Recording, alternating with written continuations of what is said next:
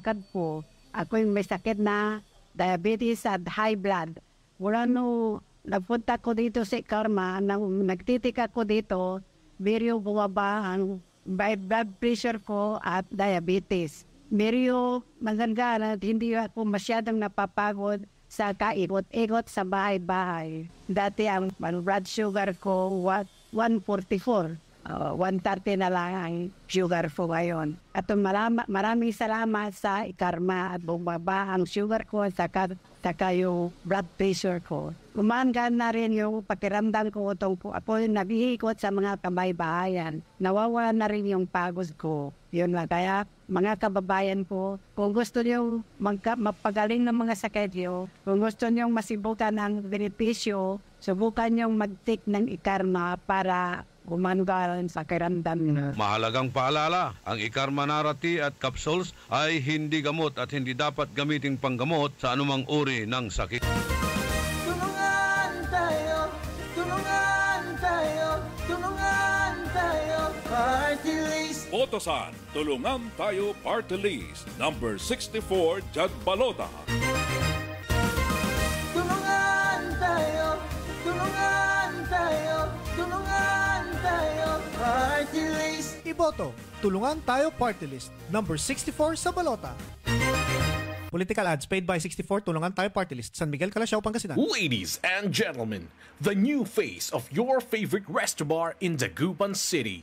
The original party place in town. The Music Warehouse Club, Dagupan City. No need to go to Manila's top bars like Silo and BSK Club.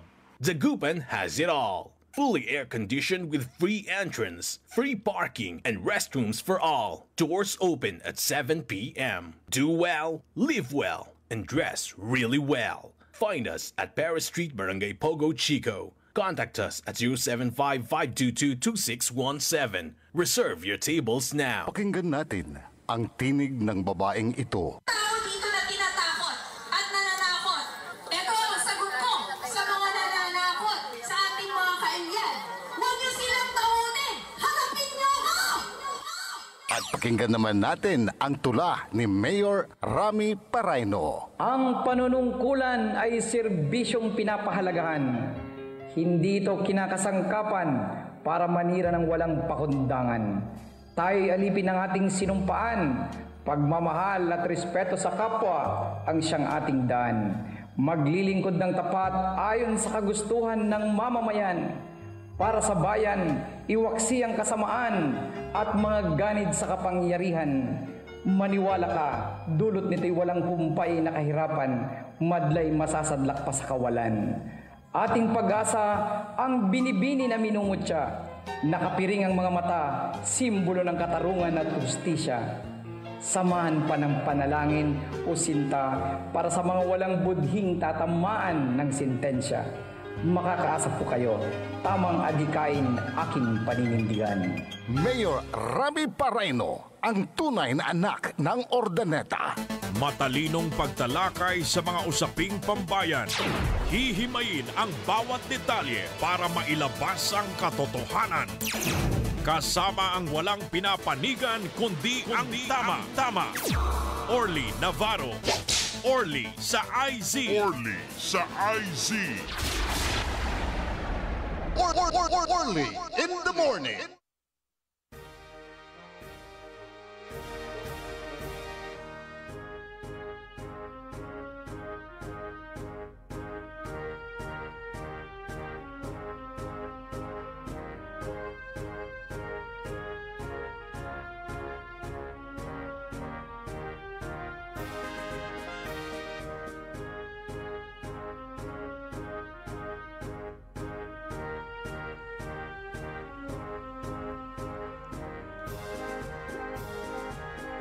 Magandang umaga po sa inyong lahat.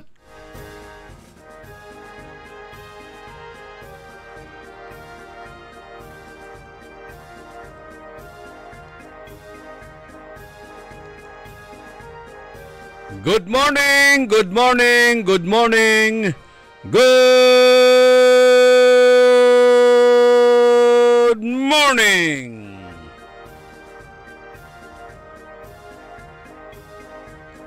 Agaw lalangulan na Sabado. Araw ng Kalusugan.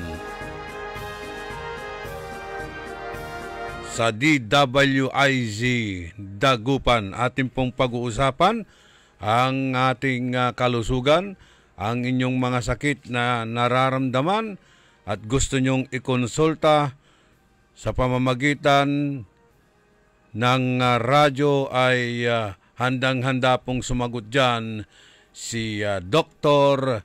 Glenn Soriano.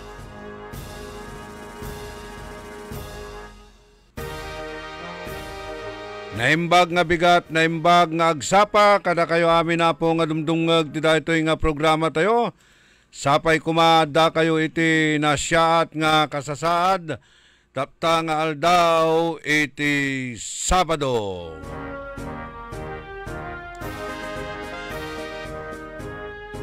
Programan Ikarma Health Option, pantungtungan so abig laman. Anto ka man iraratay nalilik na yun sakit. At gabay yun ikonsultatan at kinan Dr. Glenn Soriano live at sayang programa tayo. Tawag kilabat at panamaglay na sa may personal number ng Dr. Glenn 0916-672-6056 0919-991-7986 nanang nyo da screen tayo raratan. Tan say number tayo 0968-677-7070 0920-954-8473.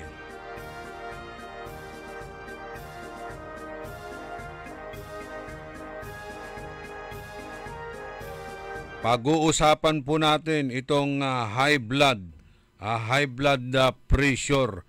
Marami pong mga high blood ngayon. Mga mainitin, lalo na ngayon, eleksyon. Good morning, Dr. Glenn. Yes, good morning, Partner Orly. Good morning sa lahat na naman na nakikinig dito sa DWIC at nanonood sa ating live streaming. Di ba, international itong live streaming natin. Ito lang, siguro kung sa ibang bansa, sana nakakaintindi itong mga foreigner ng ating mga wikang Pero sige, ta-translate natin kung gusto nila. Tumawag lang kayo dito from kung saan man kayo sa mundo. Sasagutin natin lahat ng mga medical concerns ninyo. I understand, meron dating tumatawag sa atin from California ata yun? Oh yes, marami na akong mga close friends, relatives, etc. Talaga nakikinig daw sila rito sa atin na and then sabi nila nga very informative.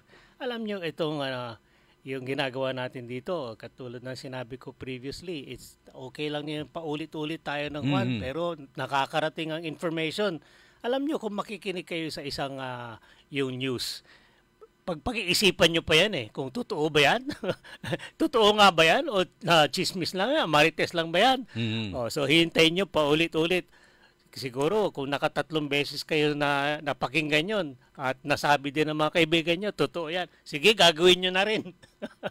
Katigasan din ang ulo minsan natin mga galing Pinoy. Yun nga yung kung kailan ka grabe na saka ka magpapakonsulta. Ayan. Kung tulad nito, paulit-ulit nating sinasabi kung ano ang mga posibleng mangyayari kung mayroon kayong mga karamdaman na hindi ninyo binibigyan pansin, pinagbabaliwalang o walang bahala. Parang ano lang yun, baliwala. Pero pagdating pala ng panahon, nandyan na talagang hindi na magagamot yung mga karamdaman natin. So ito ang parang ni Dr. Glenn Soriano. Tulong na lang sa inyo ito. Yung pagpapaliwanag kung anong dapat gawin at anong itutulong sa atin ng Ikarma. Yan, correct yan. Yung advocacy ang tawag natin dito, yung tulong ko lang sa inyo. Alam niyo naman, ako Talagang matagal na ako sa practice medicine, over 20 years na, US, Pilipinas, pero pagod na ako dyan sa practice na yan. Kailangan ibigay ko na naman, ibalik ko yung aking pinag-aralan at natutunan, experience ko. Libre na yan, pamigay ko sa inyo at masaya ako. Kahit alam nyo naman kung kayo nakatulong kahit isang tao lang yung naramdaman nyo, nakita nyo, narinig nyo, gumaling ang isang tao dahil sa konting tulong ninyo, ay masaya na kayo. Pwede na akong sumalangit na gano'n. Masaya na ako. Parang payback time, kumbaga. Yes, payback time. Yun ang natin kailangan na rin natin talagang tumulong din sa ating mga kapwa. Lalong-lalo na sa ganitong pagbibigay natin ng mga pagpapaliwanag tungkol sa mga sakit na yan, kung anong gagawin. Ito, isa sa mga nagpapataas ng presyon ng dugo o sa presyon natin ay yung tinatawang sobrang pagkain ng maalat. Pwedeng magkakaalta presyon, hihina ang puso, sakit sa atay, sakit sa kidney, at manas sa paa. Yun ang mga posibleng epekto, Dok. Yes. Ng pagkain ng sobrang maalat. Nag-iisip nga ako ng yung tawag natin mnemonic para madali natin matandaan yung mga bawal na pagkain. Yung sinasabi ko naman, hindi naman talaga sa bawal at kailangan i-zero mo yung content niyan sa diet ninyo. Di nasabi mo kanina, maalat, salt yan yung isang matamis, sugar naman, dalawang S na yan. Yung may stress din. Yung mga S na letra, kailangan niya, tandaan niyo yung mga yan. Hindi, alam ba yung sa taba naman, wala namang S yung taba. So, yan. Bawas-bawasan niyo yung alat, yung salt, bawas-bawasan niyo yung matamis, yung sugar, bawasan niyo yung stress. Yan yung mga yan. Kasi alam niyo itong pinag-uusapan natin ngayon. Yung taba, mayroon ding S yun sobrang taba. Sobrang taba. Sige, gamitin. Ayan, basta tandaan natin ito yung mnemonics natin. Basta isang S. Ano yung mga S na yan? Yung sa mga diet ninyo, sobrang taba, sobrang tamis, sobrang alat, at yan yung mga stressful na pagkain. Ganun yan. Okay. Etong pinag-uusapan natin ngayon ng hypertension, kaya natin sasabihin ito as frequent as possible to as many people as possible para marinig nyo, para medyo kumatok kami sa puso at ulo ninyo na pag-isipan nyo, ito isang kasama sa mga silent killer. So, etong silent killer nito is gumagapang yan. Kasama doon sa sinasabi natin, chronic disease. Yun. Chronic is over time. Hindi nangyayari ito overnight.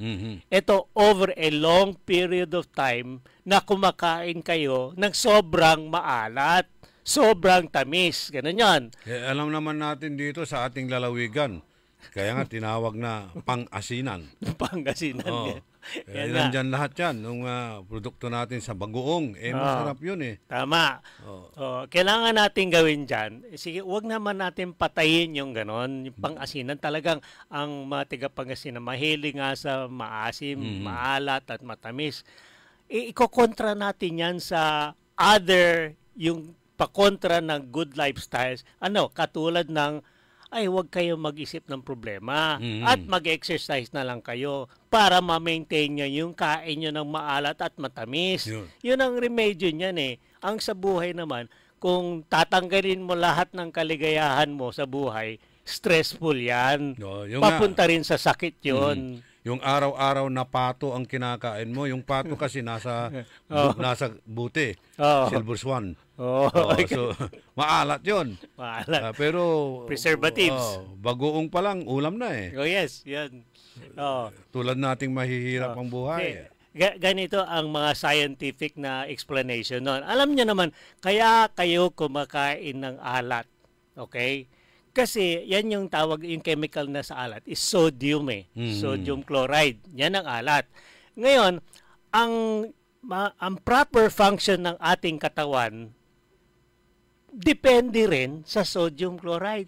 Okay, yung pawis natin, tikman yung pawis. Di ba maalat yun? Maalat. yung may mga ibang function ng puso, tibok ng puso, yung yung function ng muscle. Lahat na yung function na yan, gumagana yan na ginagamit ang sodium eh. Ganon. So kung mababa ang sodium sa katawan ninyo, yung para bang dinimanda mo, para bang inano nyo talaga ang hindi kayo kakain ng maalat, ay delikado, baka atakihin pa kayo. Ganon yun. So anong mangyayari kapag maraming asin sa katawan? Yung term dun sa medium hypernatremia. Yung sobrang daming sodium. Kung sobrang daming sodium, alam mo gumagawa ang sodium regulator ng body natin is the kidney. Kidney, yan. Kung i-overwork mo yung kidney, kung hindi makalabas, sobrang dami ang alat, alam mo maraming apektado dyan sa katawan natin. Isa pang apektado dyan yung puso. So ang kidney, siya ang naglalabas ng mga sobrang alat. Sobrang alat. Okay. Maganda nga yung waste disposal ng ating katawan. Sobrang alat, sobrang tubig sa katawan. Sa explanation ng yung manas sa sobrang alat ay yung mga dugo natin. Alam niyo yung asin, hydrophilic yan eh. Maalat is hydrophilic. Tingnan niyo yung lalagyan niyo ng asin sa bahay. 'Di ba? Laging parang nababasa yun. Yun, so ang tendency ng sodium, which is asin, which is maalat, nag-absorb ng tubig yun. Hydrophilic. Ngayon, kung marami kang tubig, ay alat o asin sa loob ng ugat ninyo, sa loob ng katawan ninyo, hihigop ng tubig yan. Kaya kayo namamanas. Kaya kayo naha-high blood. Kasi hinihigop ang tubig paloob ng ugat natin. Yun ang isang cause ng hypertension. Kaya sinasabi ng doktor, bawasan nyo ang maalat. Ganon, para hindi masyadong hihigop ng tubig paloob sa ugat at hindi tayo magkakaroon ng hypertension. So pag hindi mailalabas ng kidney ang sobrang tubig sa katawan, magiging sanhi ito ng high blood pressure kung saan pwedeng ma-stroke o atake sa puso ang isang kung tao. Kung sobra ang tubig sa loob ng ugat natin, yan ang maraming trabaho ang puso, maraming trabaho ang kidney. Kung sila ay overwork, susuko na rin yan.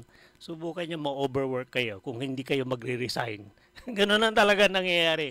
Buhay natin at saka katawan natin, halos pareho lang ng mga function na yan. Huwag sobra, para taman-tama lang.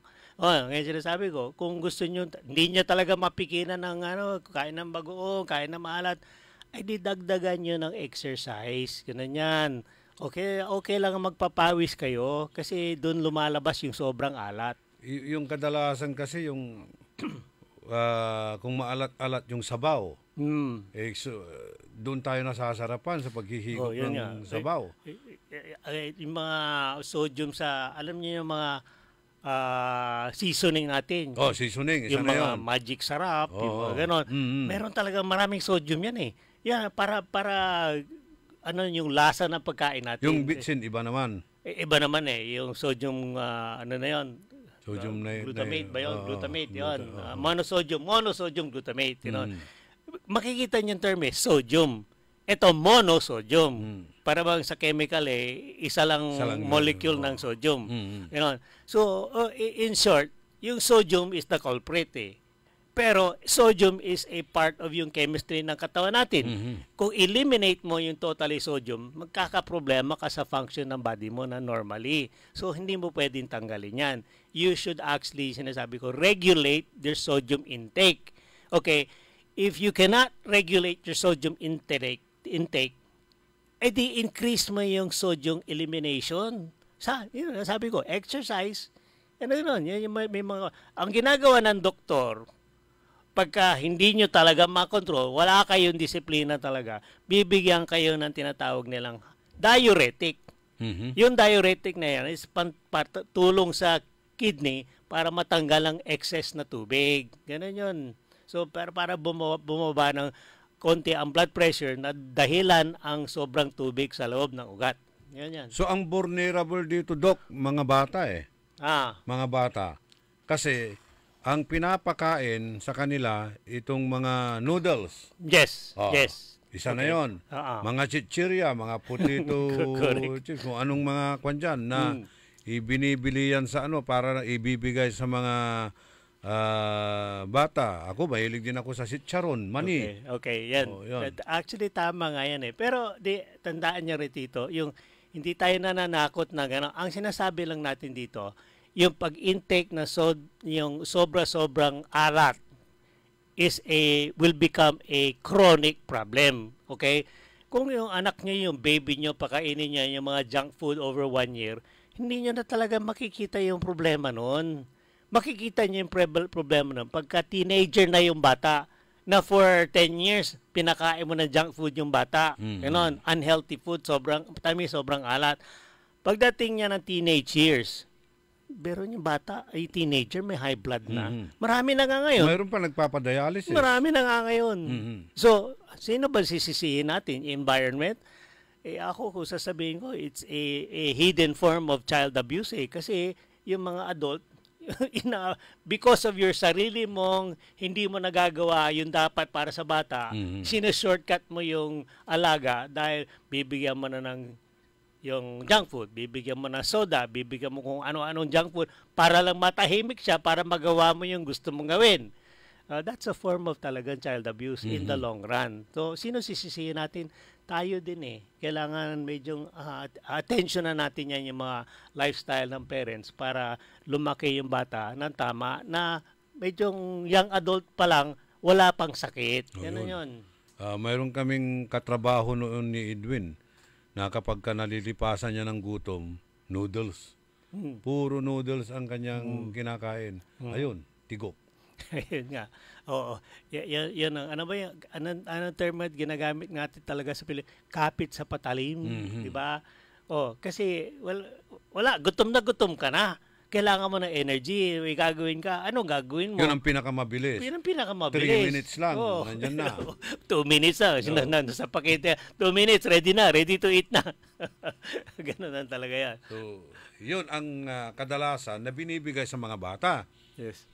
So, ang mga bata naman, buti na lang dahil tumatakbo-takbo yung mga naglalaro, pinapawisan din. Ang maganda kasi sa bata, which is, kaya nga linya ko pediatrics no?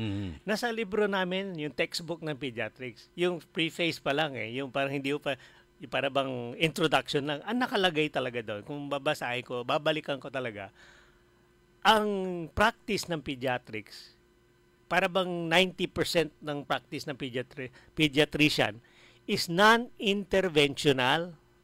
Ang ibig sabihin ng non-interventional practice, huwag mo nang pakialaman yung bata, bantayan mo lang. Kasi napakalusog ang bata from birth to the first, parang 5 years yan Birth to first 5 years. Kung hindi mo pakialaman ng bata, healthy yan Magandang immune system yan. So, ibig sabihin, dapat i-expose mo yung bata. I-expose mo yung bata, monitor mo na, bantayan mo na lang, at alagaan mo ng tama in the first 5 years. Kasi yun ang pinaka-healthy phase ng isang tao, yung first 5 years of life. Kasi yung immune system niya intact nanggaling sa yung healthy mother. Yan yun. Okay? Tapos bibigyan ng healthy milk, lalo kung breast milk. Okay? Kung pakialaman mo in the first 5 years, etong doktor na masyadong aggressive, bibigyan kung ano-ano mga antibiotic, bibigyan kung itatago mo, hindi naman yan non-intervention. Nakikialam ka sa natural growth ng isang bata. Ayun. Alam nyo naman bata ngayon kaliwat kanan, nilalagnat, inuubos, inisipon. Bibigyan mo ng lagi ng antibiotic yan na maling-mali nga yan Pabayaan mo lang yan in 3 days tapos na yon. Although they are vulnerable They are very vulnerable. Kasi talagang tatamaan niya ng mga viral diseases. Pero in my practice, nung sa practice ako, ang kaaway ko lagi hindi pasyente. Usually kasi ang kaaway ko yung mga nanay. Kasi kung hindi mo susundan yung gusto ng nanay na bigyan ng gamot, ay hindi na babalik sa'yo. Pupunta sa isa pang doktor, isa pang pediatrician. Hindi rin nga obra yung isang susunod. Pupunta sa pangatlong pediatrician. 3 araw sunod-sunod yan, may nilagnat ng bata. yung swerte, yung pangatlong pediatrician na tumingin sa bata, doon gagaling yung bata. Yung pediatrician niya na magaling. Yun. Nako. Ito, nakikinig sa atin si Jerry Lamsin. Sabi niya, listening while biking at Bunuan Biwok. Roy, good morning, Jerry Lamsin. Nice to hear that. Exercise. Ito sinasabi ko, yan si Jerry Lamsin, isa sa mga frequent users natin na iKarma. Yung mga problema, i-feature nga natin siya ngayon sa ating testimonial. Makinig kayo. Yung dating buhay niya, incidentally, nagka-try siya ng iKarma. Biglang nagbago yung kanang energy level, etc. Maraming nawala sa kanya yung mga karamdaman. Yan ang sinasabi ko, ang effect na iKarma. Huwag niyo asahan within 2-3 days na mararamdaman yung benepisyo. Pero tuloy-tuloy niya, after 1 to 2 weeks, ayan, bakit ganito? Bakit maganda ito? Bakit malakas ako ngayon? Bakit normal na yung blood sugar ko? Bakit okay na itong asthma ko? Yan ang ginagawa ng iKarma. Yun. Sabi naman ni Sir Ben Jovellanos, killing me softly yung noodles na yan. Yeah. Palitan yata na yung pangalan ng mga noodles na yan. Ito nga kung ano yung nakikita mo sa label na tulad ng sigarilyo, ipinapakita nila kung anong epekto nito, kung anong magiging kahihinatnan mo na sakit na makukuha mo. Bakit naninigarilyo pa rin? Ewan ko, mahirap nga i-explain yan, no, ng ipapakita mo nga yung miskin, ilalagay mo sa pakete na sigarilyo yung mismong yung sa cemetery mismo, yung mausoleum. Dapat itatak mo doon Marlboro doon sa mausoleum. Nakapagtataka bakit kaya yun ang gustong-gusto ng tao kung ano ang bawal. Ayon sa pag-aaral dito sa pinag-uusapan nating hypertension, ito high blood.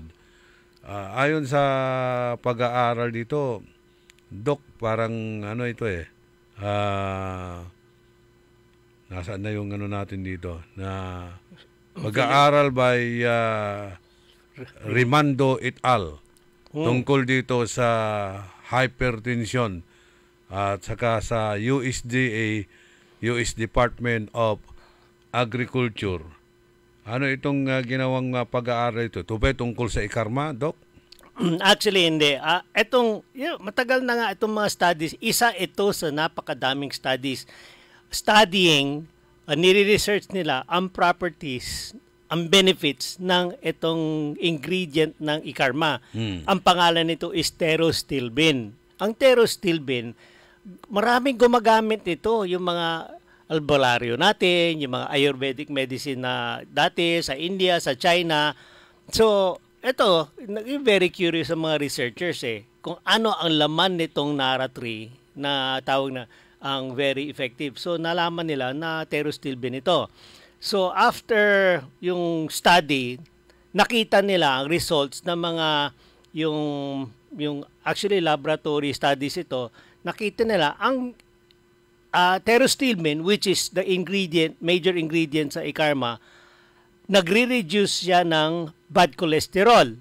Ini-increase niya yung good cholesterol at sabay pa binababa ang high blood glucose levels. So yung tatlong bagay na ginagawa ng pterostilbene na nasa iKarma ay ini-improve niya yung bad cholesterol by 29% and reduces blood sugar by 14%.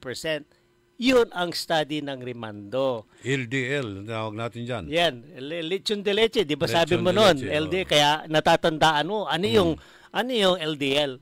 Di yan yung bad, yan yung lechon de leche. Well, lechon de leche, kawawa, masarap naman talaga lechon de leche. Pero yan, para matandaan lang natin, yan ang ginagawa nitong iKarma. Ganon. So, further studies, itong recently lang, over the past 5 years, very curious din itong yung Philippine researchers, itong yung College of Pharmacology dito sa De La Salle University. Bakit malakas itong iKarma nito? So, nalaman nila, gumawa sila ng mga studies about itong herbal preparation. Nakita nila pala ang ORAC score, yung oxygen radical absorbance capacity, pinakamataas pala dito sa Pilipinas. Ganon yon. Kaya pala siya mabisa. Ikumpara mo sa lahat ng herbal preparations, ito mataas ito. Ang maganda dito is mataas nga, available at mura pa. Kaya siya very yung efficient na yung preparation. Oh, may reaction din dito. Si Benedict Dumayas, naka-duty, isang security guard. Sabi niya, ano ba ang magandang gawin kung maalat-alat ang yung sobra ka sa alat? Tubig daw ba? Water therapy daw bang gamot niyan? Hindi gano'n ang hindi gano'n ang management noon. Ima-mask mo lang yung bad effect ng maalat eh. Ganun. Parang pinakalat mo lang. Oo, parang kinakalat. Kasi para sabihin natin isang basong tubig, punuin mo ng kalahati, ligyan mo na isang kutsarang asin. O di ba kalahating kunyon? Baso. Inumin mo yan, napakaalat, di ba? Pero hindi naman tinanggal yung isang kutsarang alat. But dinagdagan mo lang, pinuno mo lang yung baso. Pero yung content ng alat nandun pa rin eh. Binanlawan mo lang, pero hindi mo na tinanggal yung dangerous ingredient na alat. Ang dapat mong gawin yan, bawasan mo yung content ng asin. Imbis na isang kutsarita lang, di na bawasan mo yung alat. Ganon din ang katawan natin. Hindi mo pwedeng dagdagan ng tubig para mabawasan mo yung alat ng katawan. Kailangan tumakbo ka, magpapawis ka para lumabas yung sodium. Ganon yun. Yun ang remedyo yun. Kaya, syempre, magandang question yun eh. So, ako i-explain ko yung mechanic kung anong effect ng inom ka lang ng tubig dun sa sobrang alat ng dugo mo. Hindi. Kailangan ang paraan yan is bawasan yung sodium sa katawan. Paano? Magpapawis ka, maglakad ka, gano'n yun. Mag-exercise. Exercise. Tulad na ginagawa ngayon ni Gerardo Lamsen. Pakinggan natin yung testimony ni Jerry Lamsen. Ito po ay isang e-karma user na kung saan ay malaki raw ang naitulong sa kanya nitong e-karma. Ako po si Gerardo Lamsen. They call me Jerry. 57 years old. And then I'm using e-karma almost 1 year na. Nung na-diagnose din ako ng high blood. So kung minsan para akong hininga, nahihilo kung kan. Saka yung paglakad mo lang o pagtakbo, medyo na ako. Parang hinihingal. Na-discover ko yung e-karma sa pakikinig ko sa radyo sa umaga, kila Dr. Glenn. Siyang kasama yung sa announcer dito sa DWIC yata yun. Si Orly. Doon ko narinig. Tinry ko yung e-karma. Tinry ko yung capsule muna na e-karma. Bumili ako ng isang banig sa St. Joseph. Yung napansin ko parang naging yung paghingal na wala. Mayroon akong nagja-jogging ako twice a week. So ngayon, nabalik ko na yun. Kasi pag nagja-jogging ako noon, parang minsan hindi ko na yung 5K na, kasi 5K hanggang dito doon sa amin, no? So kung minsan hindi ko na tatapos.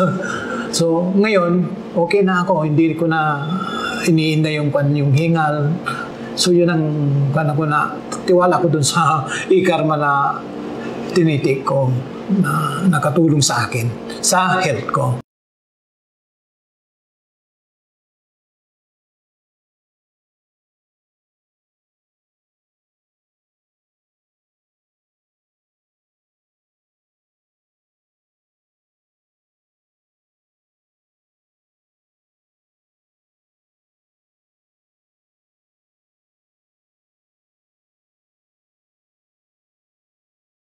Matapos yung ang dati yung ginagawa niya yung jogger siya. Before e-karma, jogger siya. bumaba yung kanyang frequency. Dati 5 kaya niya kilometers. 5 kilometers, parang twice a week, sabi niya. Nawala yun eh. Because of yung, para bang meron siyang nararamdaman na hindi maganda, hindi niya nakakayanan yung ginagawa niya. Nung nag-karma na siya, na-try niya, para bang yung, hindi naman siya totally conscious na nag-improve. Pero, bumalik ang kanya sigla. Bumalik. So, kwento niya, bumalik yung dati niyang ginagawa niya 2 times a week na jogging. Ganon. Okay, so, ang gusto kong sana hilingin kay Jerry Lamson ngayon is, kasi 1 year ago, sinasabi niya, itong testimonial niya 1 year ago, alam mo na itong testimonial to, this is almost 5 years na eh. O nga, so Jerry Lamson, he's still using e-karma. Sana ngayon. So gusto kong makita, evaluate si Jerry Lamson based on lahat ng parameter natin na ginawa natin yun 5 years ago. Ako, ipupustahan ko, di gagawin natin yung lab test, etc. Para ba siyang bagong tao ngayon? Ganon. Pati mga lab. Kasi alam ko, mataas din na yung mga blood cholesterol niya, yung blood sugar niya, etc. Yung mga isame, ako, i-free ko na ganito para lang makuha ko yung evaluation ng effects, benefits ng 5-year yung use ng e-karma. Alam niyo mga tao, marami na akong ganitong users na 5 years na ang gumagamit ng e-karma. I-compare mo yung previous, before and after, ang laki ng difference eh. Ang laki ng energy, kung ngayon yung change. Ang ganda ng lifestyle, bumaba ang mga blood pressure, nag-normalize ang blood sugar, at saka yung overall function ng katawan at saka lifestyle, maganda, nag-improve. Yun ang importante sa buhay. At least, nag-exercise pa rin si Jerry. So, isa yun sa mga, nagbibigay, naglakas sa kanya, yung mga immune system niya. Correct.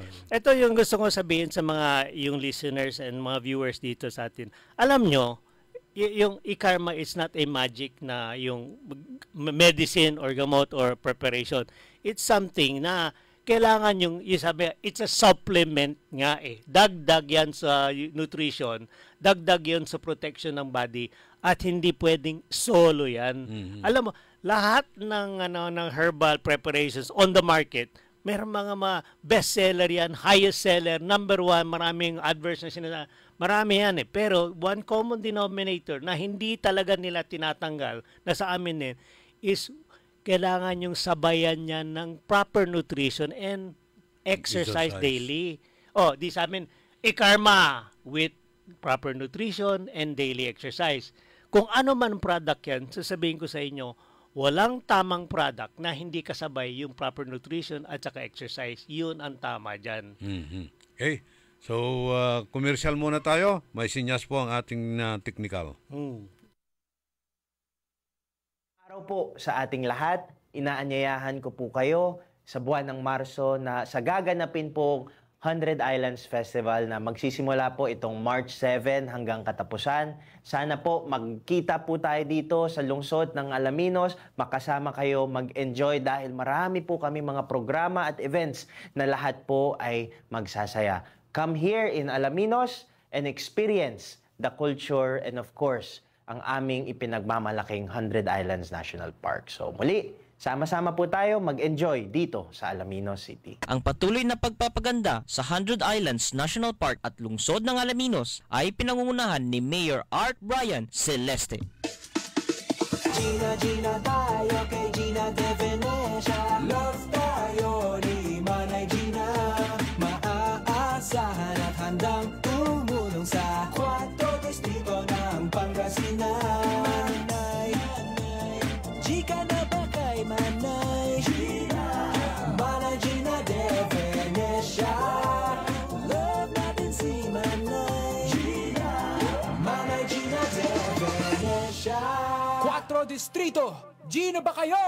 Gina tayo! Huwag kakalimutan, Manay Gina de Venecia, number 1 sa balota. Ang ekstraordinaryong kwento. Mental health program manager dito yung opisina. Nurse ken negosyante on the side pa eh. Yung madipay nalpas ti aldaw ko. Ti kinaaddo iti rescue works on the field. Awan ti sigurado nga oras na. On call ti kunada. Yung despite the busy regular workday, serbisyo 100% lagta. All thanks to God's grace, healthy diet and exercise ko. Kaya ti katulungak nga MX3 Plus. Bilibak dito eh. Siyak ni Ricky Ducas, ti serbisyo always MX Extraordinary. Mahalagang paalala, ang MX3 Plus Capsule ay hindi gamot at hindi dapat gamiting panggamot sa anumang uri ng sakit. MX3. Dito ako, believe. Pakinggan natin ang tinig ng babaeng ito. Tao dito na tinatakot at nananakot. Ito ang sagot ko sa mga nananakot sa ating mga kailyan. Huwag niyo silang takutin. Harapin niyo ako! At pakinggan naman natin ang tula ni Mayor Rami Paraino. Ang panunungkulan ay serbisyong pinapahalagahan. Hindi ito kinakasangkapan para manira ng walang pakundangan. Tayo'y alipin ng ating sinumpaan. Pagmamahal at respeto sa kapwa ang siyang ating daan. Maglilingkod ng tapat ayon sa kagustuhan ng mamamayan. Para sa bayan, iwaksi ang kasamaan at mga ganid sa kapangyarihan. Maniwala ka, dulot nito'y walang kumpay na kahirapan, madlay masasadlak pa sa kawalan. Ating pag-asa ang binibini na minumutya, nakapiring ang mga mata, simbolo ng katarungan at hustisya. Samahan pa ng panalangin o sinta para sa mga walang budhing tatamaan ng sentensya. Makakaasa po kayo, tamang adikain aking paninindigan. Mayor Rami Paraino, ang tunay na anak ng Ordaneta. Ako po si Lilibet Caballero Loro at tagalagtang Talisay City, Cebu. Noong 2015, meron akong diabetic, 4th stage daw ng diabetic, kailangan mag-dialysis.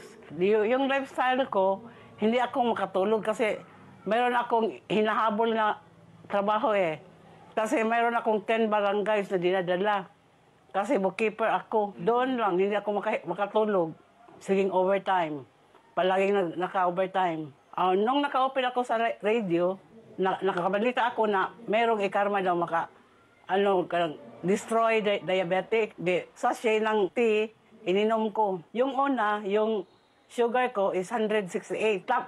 Tapos, second, 145 na lang. Nababa din talaga. 2 linggo pa. Kasi 2 beses ako mag-dialysis Monday at saka Huwebes. Tapos, makahinga ako ng sakto. Tapos, yung katulog ko talaga okay din. Hindi ako makalakad ng matulin. Dito lang ako sa bahay. Yung barangay ko, puntahan ko ng kaisa ng 2 beses, isang semana. Nung nakating ako ng ikarma, makalakad akong matulin. Tapos, hindi ako mahilo sa pagsakay, pag-commute ng jeepney. Okay na. Nung una, inalayan ako ng husband ko. Okay lang ikarmati. Kasi makabawas naman tayo sa ating mga kinain After taking dialysis, magkuha ng dugo sa sugar. Nababa yun talaga. Salamat po sa ikarma kasi kung wala pang ikarma, wala akong ma-intake Palagi akong dialysis. Mahalagang paalala, ang Ikarma Narati at capsules ay hindi gamot at hindi dapat gamiting panggamot sa anumang uri ng sakit. DWIZ! Early in the morning.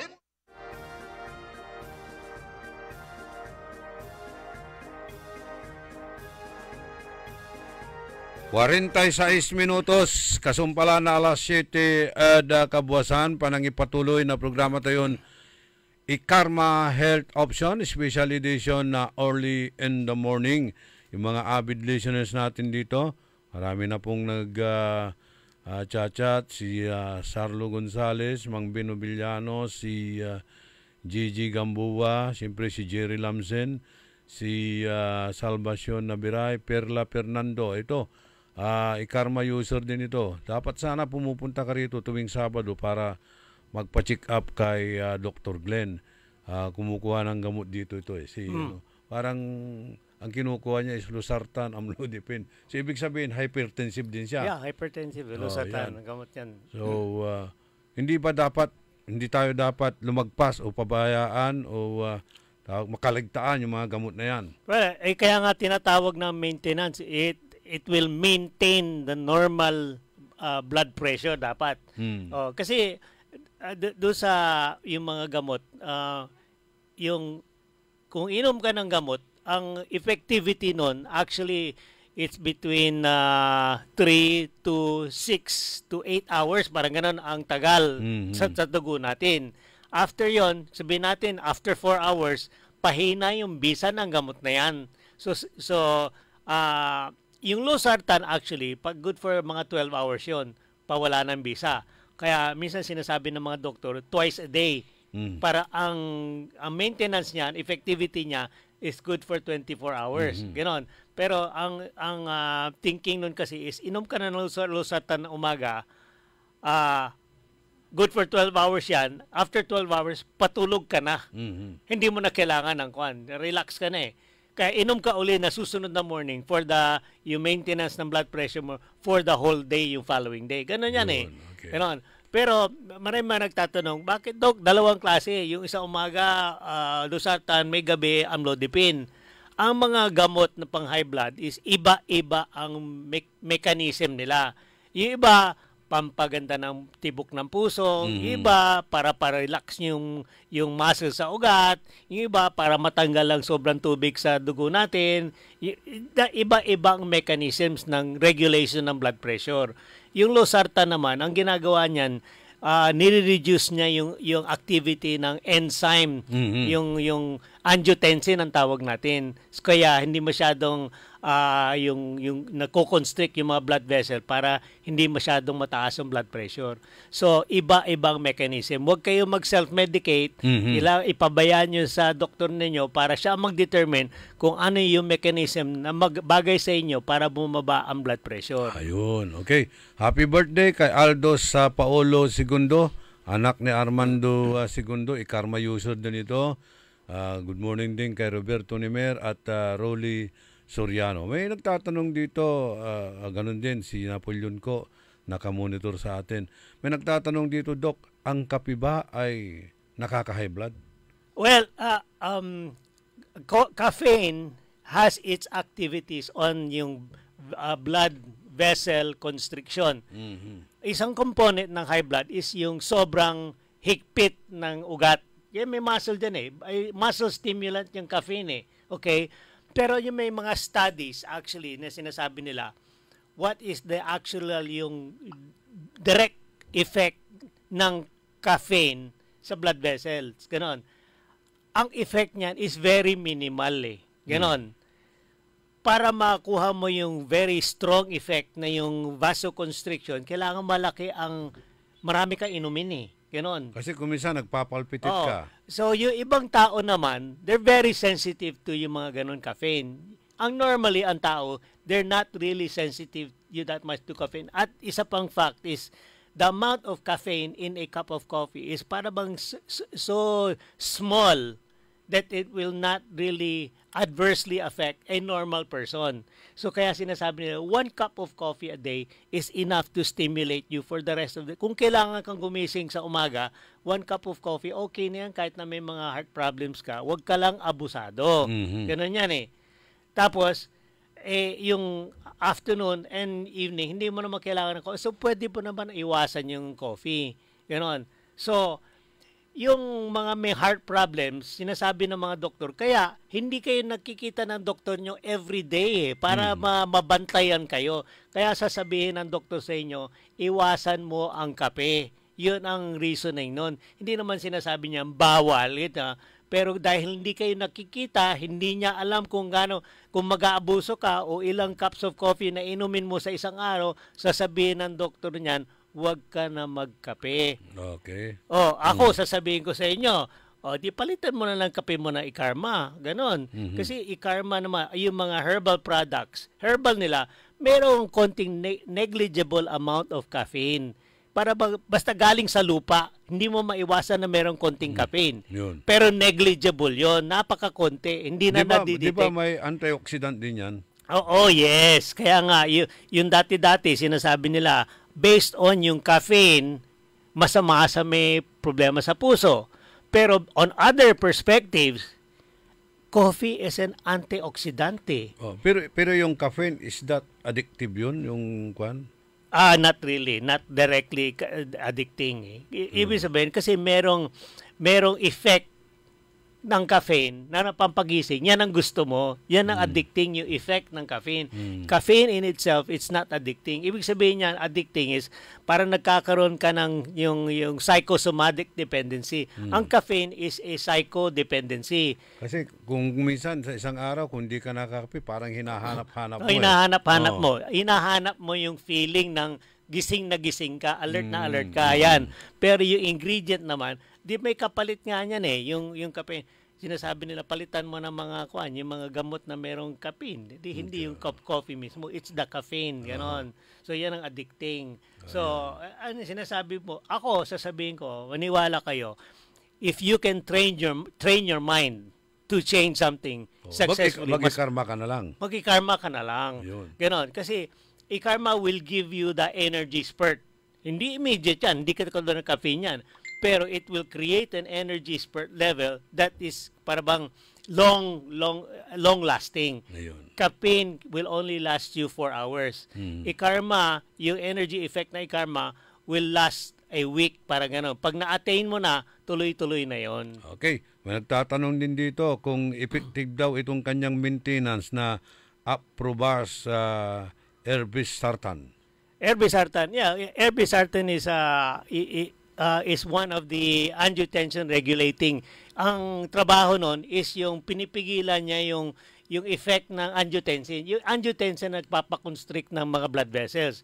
Ngayon, kung i-regulate mo yon using irbesartan, tuloy-tuloy lang yon, mariregulate yung blood pressure mo. It's a good anti-hypertensive medication. It's in the class family of the sartans. Kasi losartan, irbesartan, maraming klase yan eh. Bakit maraming klase? Kasi yung mga timpla ng mga gamot na yan sa mga sartans, iba-ibang side effect. So yung doktor nyo, pipiliin niya kung alin yung side effect na mas bagay sa'yo. Kasi may side effect eh. May combination pa nga dyan eh, losartan sa amlodipine. Maniwala kayo na etong losartan, ako nakamisa losartan, merong sartan na ang side effect niya ubo. Di ba? O kung ubuhin ka, meron kang sakit sa baga, meron kang TB, na ayaw mong i-aggravate yun. So, ang gagawin ng doktor, bibigyan ka ng ibang gamot, ibang brand, na wala yung side effect na yun. Ganun yan eh. So, ganyan na ang ng doktor. Yan ang trabaho ng doktor is itimpla yung gamot bagay doon sa sayo. Kaya ang daming klaseng mga high blood pressure medication. Yan ang trabaho ng doktor. Siya nakakaalam kung alin ang bagay sayo. Huwag kayo mag-self-medicate. Ito ngayon, eleksyon ngayon, Doc. Yes. Kaataasan ng init ng araw, ang heat index mataas po sa Dagupan. Maraming mga kandidato dyan. Yung mga iba, mayroon na ngang karamdaman eh. Ito, bilad sila sa araw sa pangangampanya, nag-house to house. Anong may advice nyo sa kanila? Well, eto na masasabi ko sa inyo. Yung heat problem is not directly medically caused. The heat problem is more of yung psychosomatic. Ibig sabihin yan, alam mo na nga ang mainit lalabas ka pa sa araw. Yung doble, yung effect nga ng heat, tapos yung pag-iisip mo pa na magkakaroon ka ng stress, lalabas din ang adrenaline mo. So, sinabay mo ang dalawang problema. Yung actual physical heat at saka yung heat na galing sa loob ng katawan mo. Yun ang problema. Ang gawin mo na lang, kung talaga alam mo, iwasan mo yung situation para hindi ka ma-stress, para ma-solve yung problema ng hypertension mo. So, 3 bagay na yun. Kung mapapagod ka rin sa pagkan. Ang importante talaga dito sa heat is iwasan mo yung direct exposure sa araw, lalo after 10 o'clock, between 10 and 4 o'clock. Iwasan mo na yan eh. Hindi lang, kasi nakatayo ka lang sa loob ng bahay, papawisan ka na. Isa pa, hydration. So, dalawa yan. Iwasan mo yung direct exposure at saka maintain hydration. Ganun yan eh. Yan ang mga key advice ko dyan sa mga yan. Kung saan ka man dito sa mundo, pag nandyan na yung heat, iwasan mo yung heat at maintain hydration. Kung dati-dati nang umiinom ka ng 1 glass of water every hour, gawin mo ng 2. Okay na ihi ka ng ihi kaysa yung hindi ka na umiihi. Kasi kung hindi ka na umiihi, tama na yung kidney mo, dialysis ng abutin mo. Kasi mayroong mga nag-exercise na hindi pinapawisan pero madalas na umiihi. Well, kung na yan.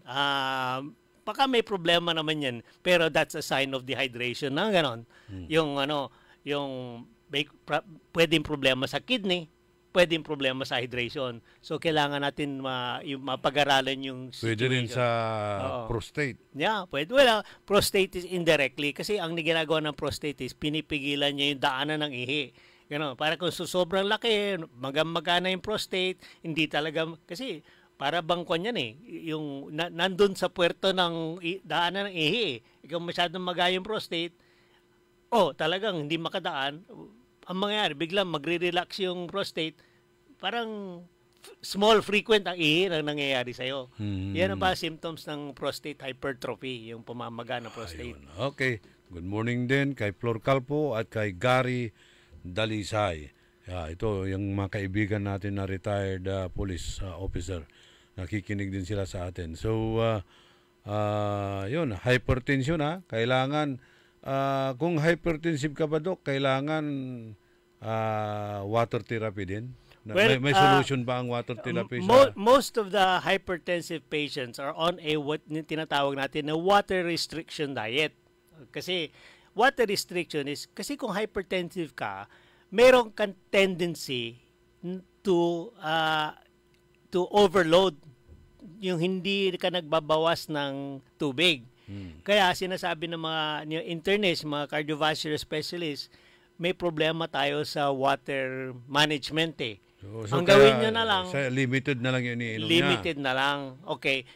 Kung sinasabi ng yung normal na dietitian, mga 8 glasses of water a day in normal circumstances. Ibig sabihin yan, yung hindi taganit. Ganon. Normal environmental weather, 8 glasses of water a day. Okay na raw yun. Pero global init ngayon, papawisan ka sigurado. So kailangan dagdagan mo siguro ng kalahating baso every 8 hours, 8 glasses a day. So para gawin mo na 1.5 glass every hour, yun ang gawin mo na lang. Dagdagan mo na lang. Kasi water restriction ka na nga. Pero because of the heat, excessive elimination ka naman, sobrang pawis. So, mas malami ang nababawas na tubig mo kaysa yung iniinom mo. So, kailangan i-balance mo na. Ganun yan eh. Ayun. Manghihina ka naman kasi mararamdaman mo na kung para ka nauuhaw eh. Yung gagawin mo sa labas, sa bahay, katulad ng ginagawa nila sa hospital. Alam mo sa hospital, ang mga nurses, ang trabaho nila, input-output. Ibig sabihin na, susukatin talaga yung pinapainom sa'yo. O tatanungin na nurse, nakainom ka ba ng tubig? Ilan ang basong nainom mo? O binabantayan na lang yung swero kung ilan na nabawas doon. Kung ilan naman ang nainom, ilan na nabawas sa swero, yun ang susukatin sa ihi. Di ba merong bote na kung saan dumadali ihi? Sinusukat din nila yan eh. So yan ang ginagawa ng nurse sa hospital. INO, input and output eh. Kailangan balance yun. Ayun. So marami na naman tayo natutunan kay Dr. Glenn Soriano. Sana ay nakapagbigay aral na naman po tayo tungkol po sa ikarma. At ito, pwede na kayong bumili sa lahat ng mga drugstore, particularly St. Joseph, Mercury Drug. At sabi nila, wala nang available. Alam, hindi naman na-excuse yan. Sabi mo, wala nang, alam niyo no, dumadami na nga yung consumer, dumadami na ang nabebenta na itong mga drugstores natin. Pero sa mga ikarma naman, hindi nawawala sa Lazada, Shopee, ganon. Ay, kung talagang ubos na ubos. Pwede na rin sa office nyo. Pwede rin naman sa office eh. Ako, hindi ko naman talaga ini-encourage din sa ating bahay, office outlet kasi ini-encourage din natin. Kasi akala din ng mga ibang tao is magbibigay kami ng special discount doon sa bahay. Actually, hindi naman talaga dapat yun eh. I-encourage natin ng mga tao na pumunta sa drugstore at kung may problema tayo sa yung mga availability sa drugstore, dadamihan natin yon. Pero palagay ko, mas malapit ang St. Joseph kaysa doon sa bahay namin. Kaya, and may pamasahe pa ng ikot. Kung katabi mo St. Joseph, pareho naman ang presyo sa amin. Ganun yan. Tapos yun nga, isa pa, yung freshness. Guaranteed yan sa mga drugstores eh. Kasi kung hindi, medyo malapit na expiration, ibabalik yan sa amin yan. Sa amin, nandun sa bodega, medyo malapit na mag-expire, kukonsume na lang natin yan. Ganon. Okay. So, kasama natin sa technical side si Ka Edwin Inong. Good morning din kay Engineer Oji Cornel Bentinilla at si Alfonso Chua Tinunas doon sa Amerika. Nakamonitor din sa atin. So, sa susunod na Sabado na naman, May 3. May 3. Mother's Month. Yun. Mother's Month. Mother's Month. Pagkatapos na ng Pistay Dayat. Ayun, pag-usapan siguro natin yung mga biktima ng jellyfish. Ayan, marami yan. Marami tayong magandang pag-uusapan next week. Okay. Kasama po natin dito si Ka Edwin Inong. Ako po ang inyong lingkod. Nagbabalita ng tama, naglilingkod ng tama, at nag-iikarma. Huwag kalimutan, Orly in the morning. Orly in the morning. Nagbabalita,